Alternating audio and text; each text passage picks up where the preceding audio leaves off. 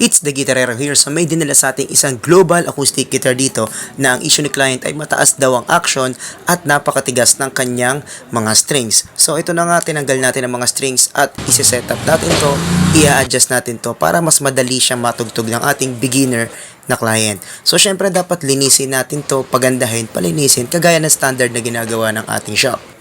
Toy, magpapalit ka ng string.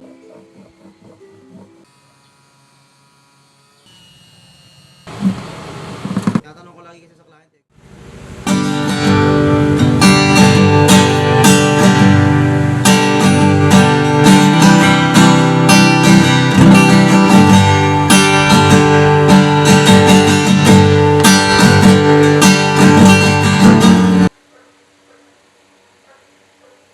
At ito na ang resulta ng ating full setup sa gitara ng ating client.